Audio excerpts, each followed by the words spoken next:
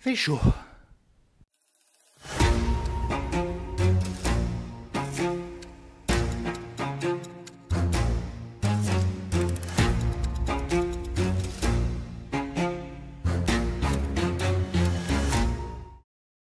Bonjour à tous, j'espère que vous allez bien. Et oui, je me suis changé parce que faut pas déconner non plus. Et aujourd'hui, on va parler super-héros, mais pas n'importe quel super-héros, le premier super-héros. Les premiers Superman ont été édités en 1938 et il est pourtant toujours aujourd'hui un des super-héros préférés des fans de comics, au même titre que Batman ou Spider-Man. Donc rien d'étonnant à ce qu'il ait été adapté à de multiples reprises au cinéma, voire qu'il ait toujours été le fer de lance lorsqu'il s'agissait de lancer un nouvel univers. Que ce soit les films de Richard Donner, que je n'ai toujours pas vus mais qui sont considérés comme très bien, ou ces deux suites qui elles sont considérées plutôt comme des nanars, le Superman Returns de Bryan Singer qui était très sympathique de ce que je m'en souviens, et même une adaptation en série pour la CW, itération que je n'ai vue que dans le show Supergirl. Il faudra que je regarde celui qui lui est dédié un de ces jours. D'autant plus que de ce que j'en ai entendu, il paraît qu'il est très bien. Et évidemment, comment passer à côté de la version qui, encore aujourd'hui, est source d'un conflit majeur entre les pros et anti-Snyder, la version du DCU par Henry Cavill. Alors on va se mettre d'accord tout de suite, je n'ai pas l'intention de faire une comparaison entre la version de Gunn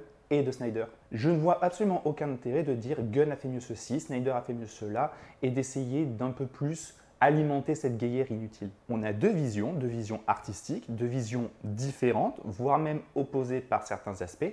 Pour moi, c'est ça qui en fait l'intérêt. J'ai pas de raison de critiquer l'une ou l'autre. Après, libre à chacun d'avoir sa préférence, mais les mettre en contradiction, pourquoi faire? Cela étant dit, moi j'aime beaucoup la version Snyder. Ouais, je sais, j'aime Snyder et je me prétends cinéphile. Snyder, c'est pas seulement que j'aime sa proposition du DCU, c'est un réalisateur que j'aime énormément dans son aspect graphique, dans ses thématiques, etc. Watchmen et Batman vs Superman version longue sont parmi mes films de super-héros préférés, voire parmi mes films préférés. Et je reste un grand défenseur de son Sucker Punch que je trouve bien plus intelligent que certains veulent nous faire croire. Après, j'aime l'ancien Snyder parce que depuis Army of the Dead et Rebel Moon, c'est une catastrophe. Mais pour revenir à sa vision de Superman lui-même, j'aime beaucoup ce qu'il en fait. Tout ce côté gravitas, le fait de le traiter comme une entité, un dieu, ou plutôt la façon dont le monde le perçoit comme un dieu. Et donc tout ce que ça implique de la notion de foi et de notre place dans l'univers, etc. Perso, je trouve ça passionnant. Mais j'aime aussi, et c'est là que beaucoup de gens fans de Superman comics n'aiment pas la version Snyder, le fait qu'il ait perverti cette figure. Prendre le chevalier blanc par excellence, le boy scout, le mettre dans notre univers d'aigri et d'hypocrisie, et dire que l'on est tellement mauvais qu'on va réussir à le pervertir, ça, je trouve ça génial comme trope. Mais bon, on va pas digresser 150 ans sur cette version, on n'est pas là pour ça. Quoi qu'il en soit, lorsque la mort du DCU a été annoncée et que l'on allait engager James Gunn pour créer un nouvel univers,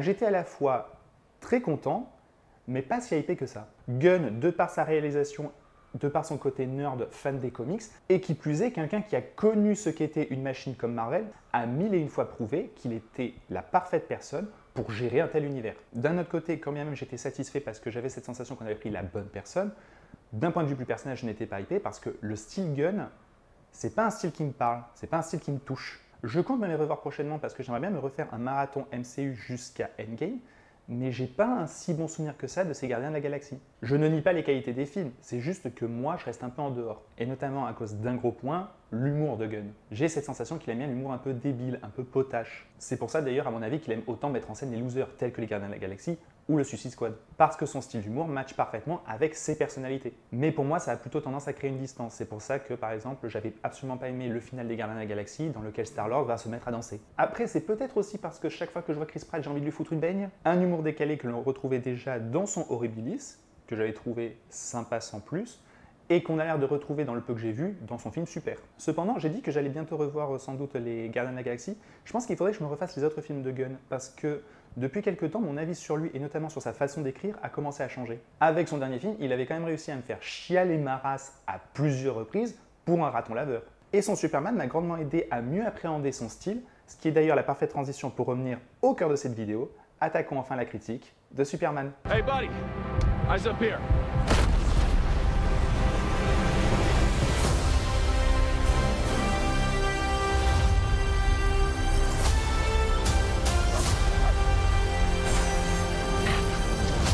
Your choices, your actions. That's what makes you who you are. Eh bien, c'était super! Je suis sûr que personne n'a fait cette blague avant moi. Pas beaucoup de suspense, mais j'ai passé vraiment un très bon moment devant ce Superman. Et pourtant, si je suis honnête, les premières minutes, c'était pas 100% gagné. Ah, que serait une de mes critiques sans mettre d'abord en avant les défauts, hein. C'était pas gagné parce que pendant, on va dire, 30-40 minutes, il y a eu plusieurs petits éléments qui m'interpellaient et qui faisaient que je rentrais pas à 100% dans le film. Ça voulait pas dire que ce que je voyais était mauvais, ça veut simplement dire que, encore une fois, peut-être avec le style de Gunn, j'avais cette petite distance qui faisait que je n'étais pas complètement à fond. Et l'un des premiers éléments qui m'ont particulièrement dérangé, ce sont les effets spéciaux, notamment ce qui entoure Krypto. Le film commence par la scène qui a été teasée au tout début du projet, à savoir Superman qui est en Antarctique, laissé pour mort et qui va appeler Krypto, qui va débarquer pour ensuite le traîner jusqu'à la forteresse de solitude. Et au moment où je vois Krypto, je ne peux m'empêcher de me dire « ce chien fait faux ». Bon, vous allez me dire c'est normal qu'il fasse faux vu que c'est pas un vrai chien, mais je n'ai à aucun moment l'impression qu'il fait vrai. Et c'est ça qui me dérange un petit peu. Et ce n'est pas la seule chose qui fait faux tout le long du film, que ce soit les robots ou le kaiju, le monstre géant, il y a toujours cette sensation de... Il n'est pas palpable. Mais c'est surtout visible avec Krypto parce que, vu que l'on part d'un animal réel, en principe, on voit bien que dans ses mouvements, dans ses mimiques, en fait, il ne fait pas réel. Jusqu'à que tu captes que, en fait, c'est normal qu'il ne fasse pas réel.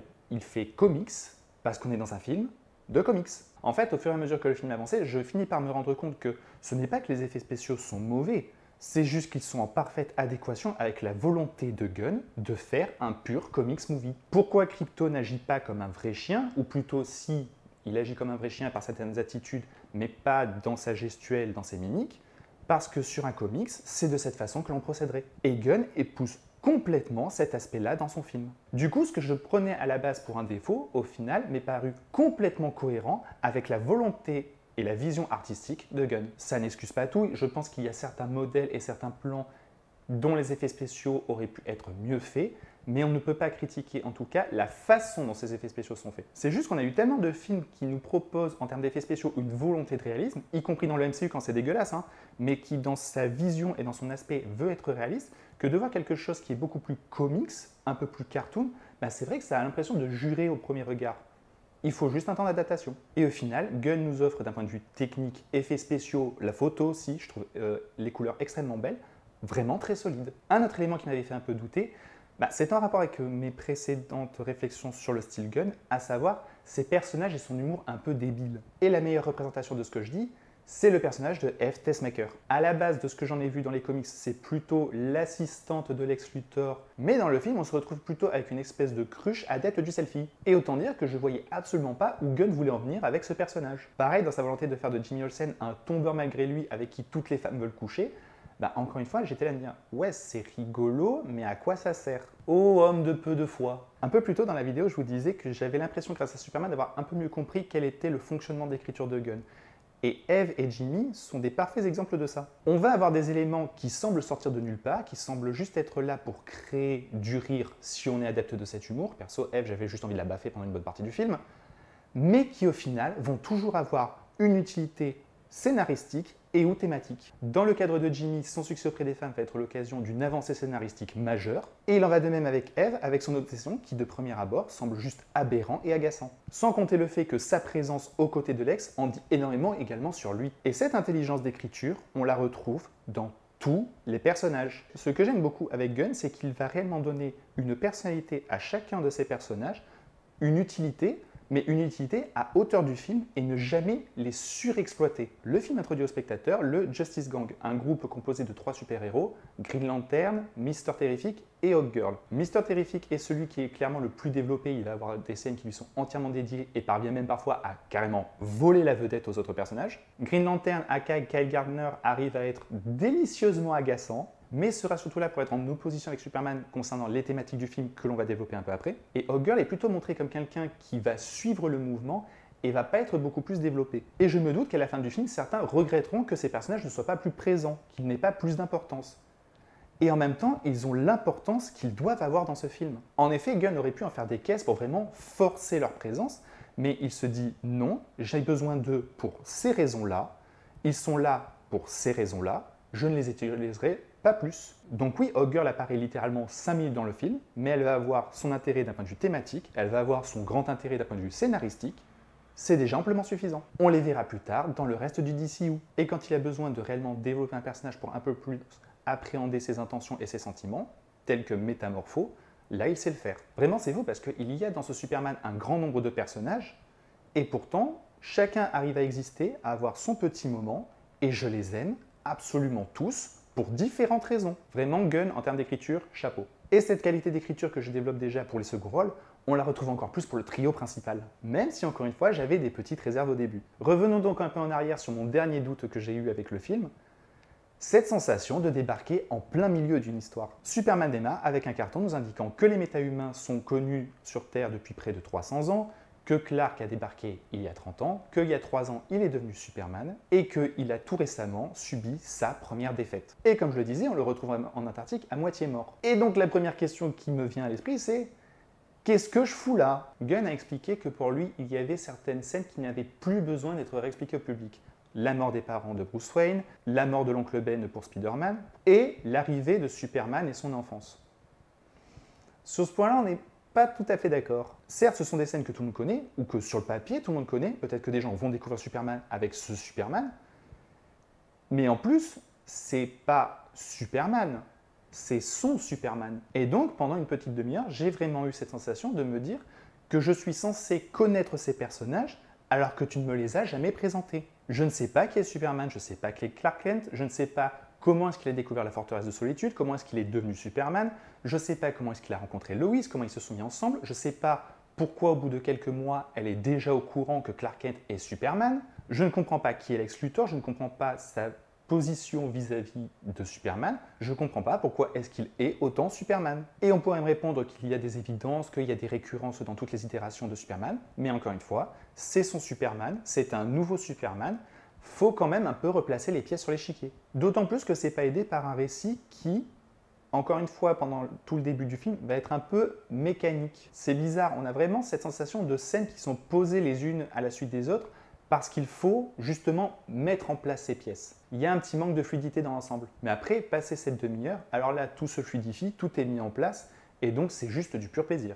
D'autant plus que le film est particulièrement riche en action, mais surtout en action variée et bien mise en scène. Que ce soit par ses situations, par ses décors, par ses effets ou les adversaires que nos protagonistes affrontent, l'intérêt est toujours renouvelé et Superman est iconisé tout en restant un être faillible et donc humain. D'un point de vue de divertissement pur, le spectateur en a largement pour son argent. Parce que, in fine, quand bien même James Gunn nous fait débarquer en plein milieu de son histoire, faut reconnaître qu'il arrive malgré tout à nous présenter ces personnages avec un naturel qui est assez impressionnant. Et le meilleur exemple, c'est ce qui constitue pour moi la meilleure scène du film, quand bien même ce n'est pas une scène d'action, la scène d'interview. Cette scène, teasée dans les trailers, montre Lois qui va interviewer Superman et l'interroger sur certaines actions qu'il a commises au tout début du film, et sur lesquelles on va revenir juste après. Et en termes d'écriture, c'est un petit bijou. Le fait de faire une interview, ça pourrait être un peu la facilité de dire juste je vais exposer ce que sont mes personnages de la façon la plus basique qui soit.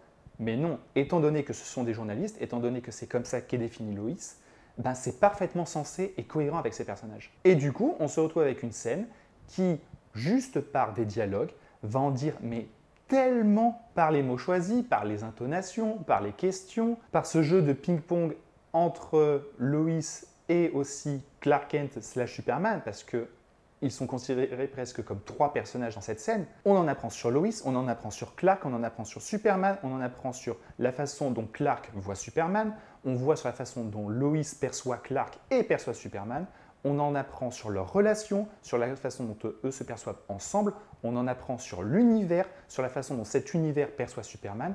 C'est fou. Et là, je vous parle d'écriture, mais j'ai vraiment hâte de revoir cette séquence pour faire davantage attention à la façon dont James Gunn filme ses rapports de force. Et le plus fou, c'est que cette séquence dure 12 minutes. Le réal l'a confirmé.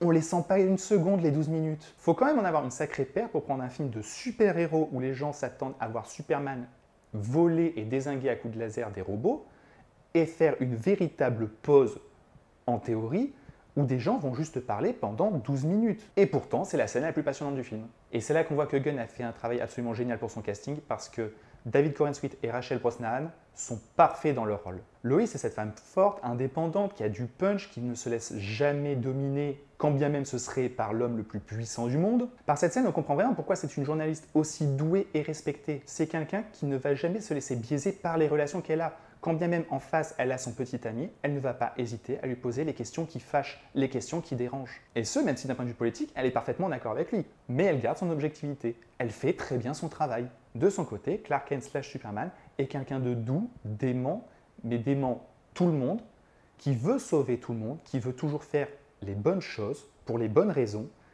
Et c'est ça qui peut le mener à sa perte. C'est quelqu'un qui va uniquement penser à faire la bonne action sur le moment, mais ne va jamais penser aux possibles conséquences. Il est tellement bon qu'il sauve un écureuil.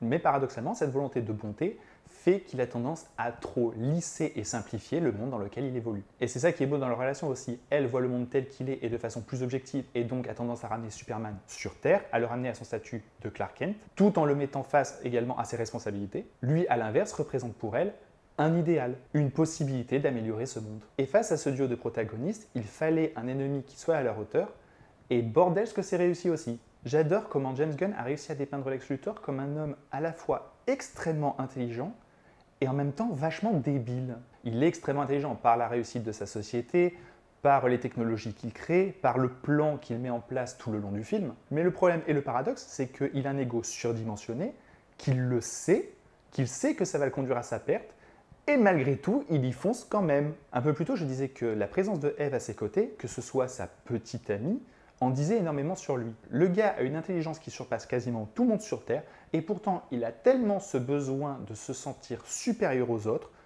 que ses seules petites amies sont des idiotes, ou tout du moins des gens qu'il considère comme idiots et qu'il sous-estime. Et si elles ont l'audace de les quitter, alors là... Et ce qui est très fort avec ce Lex Luthor, c'est d'arriver à faire ressentir au spectateur à la fois des émotions contradictoires et qui pourtant forment un tout cohérent. Par son intelligence, par son plan, il représente une vraie menace et a failli faire perdre Superman. Mais à l'inverse, par son égo surdimensionné, il va avoir des côtés beaucoup plus pathétiques. On se moque littéralement de lui. Et d'autres fois où il va paraître absolument terrifiant, je pense notamment à une scène de roulette russe. Et tout cela est grandement aidé par le jeu incroyable de Nicolas Hoult. Et donc l'affrontement entre Lex et Superman, il fonctionne parfaitement. Parce qu'ils sont en tout point opposés. Le cerveau contre les muscles, la froideur contre la bonté, le terrien contre l'alien, l'étranger, le système contre l'anti-système. Parce que oui, si vous n'avez pas encore vu Superman, il y a peut-être malgré tout certains tweets qui ont dû vous attirer, notamment sur les thématiques du film. Déjà, apparemment, certains ont découvert que Superman est un immigré, je veux dire, c'est un alien qui a fui un conflit, qui est venu s'installer sur notre monde. C'est la définition même d'immigré, mais aussi parce que le film traite de sujets vraiment très actuels. Ce qui me rappelle que je n'ai même pas développé quel était le synopsis du film. Le film commence lorsque Superman a décidé d'intervenir dans un conflit opposant la Boravie, qui est un allié des Américains et qui est plutôt surarmé, on va dire, face au Jaranpur, qui est un petit pays plutôt du Moyen-Orient, où il n'y a que des fermiers pour se défendre. Est-ce que vous voyez le lien avec une actualité? Si certains y ont vu une métaphore du conflit entre la Russie et l'Ukraine, notamment parce que le président de la Boravie a un accent assez typé russe, on ne peut pas nier qu'il y a davantage une métaphore du conflit israélo-palestinien. Un conflit où, dans le film, clairement Superman va prendre parti pour le Jaranpur. Donc la Palestine? Et c'est de là que va découler toutes les autres péripéties du film. On retrouve Superman éclaté au sol en Antarctique parce qu'il s'est fait laminer par ce qu'on appelle le marteau de Boravie. Il y a tout un questionnement autour de ses actions parce que justement, il s'est attaqué à un allié des Américains sans l'accord des Américains. Ce qui implique donc les questions de Superman dépend-il d'un gouvernement? Dépend-il que de lui-même? Mais s'il dépend de lui-même et qu'un jour il décide de se retourner contre nous, ne pourrait-il pas être une menace? Etc. etc. Mais de son côté, Gunn va balayer toute notion de menace. Les gouvernements peuvent potentiellement voir en Superman une menace, et Lex va chercher à le faire représenter comme une menace.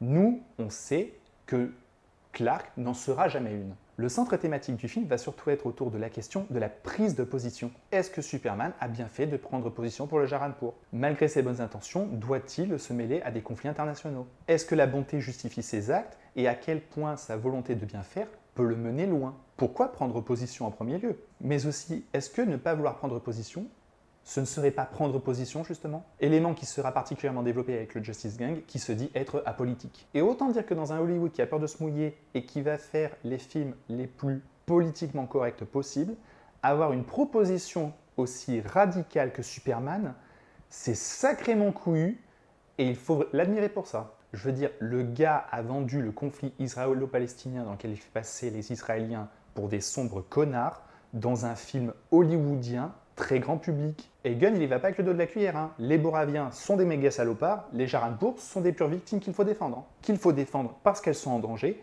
et donc que c'est la bonne chose à faire. Et que donc Superman doit faire. Ce qui mène à un élément central du film. Est-ce que notre monde n'aurait pas besoin d'un Superman en fait? On est dans un monde qui est complexe, qui est difficile, où les conflits se multiplient, où l'hypocrisie et le mensonge se répandent, et qui devient difficile pour tous. Hein. Il n'y a qu'à voir les mesures que sont en train de prendre nos gouvernements. On sent qu'on n'est pas écouté, on se sent méprisé, on se sent exploité. On a besoin de quelqu'un qui soit l'inverse de tout cela. Et Superman l'est. Il y a une phrase qui est toute simple et pourtant que je trouve très belle dans le film. La bonté, c'est le nouveau punk. Dans un monde où la noirceur règne, la lumière, c'est l'antisystème, c'est la dissidence. Pendant longtemps, Superman a représenté avant tout un idéal. Et Superman a toujours été politique. Il a toujours posé des questions sur la société. Mais malgré tout, il était juste un reflet un peu plus brillant de ce que l'on pensait être notre monde. Mais aujourd'hui, à l'heure où tout va mal, Superman n'est plus un idéal, c'est une résistance, c'est une révolte, c'est un appel, un espoir.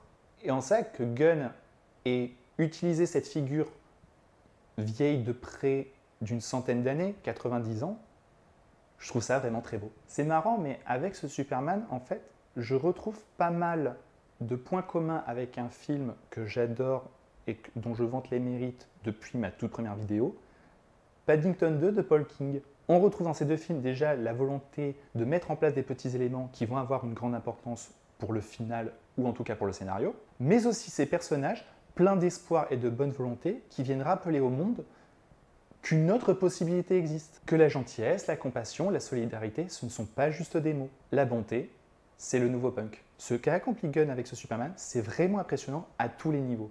La technique est réussie, l'écriture des personnages est plus que réussie, le cast est parfait, les thématiques sont profondes et riches, sa vision de Superman est parfaitement définie et il a posé d'excellentes bases pour l'avenir du DCU. On attend donc avec impatience Supergirl. Voilà, c'est tout pour cette vidéo, j'espère qu'elle vous a plu. On n'oublie pas de liker, de partager, de commenter. On se retrouve très vite pour de prochaines vidéos. En attendant, n'oubliez pas, soyez curieux, allez au cinéma, regardez des films. Bye.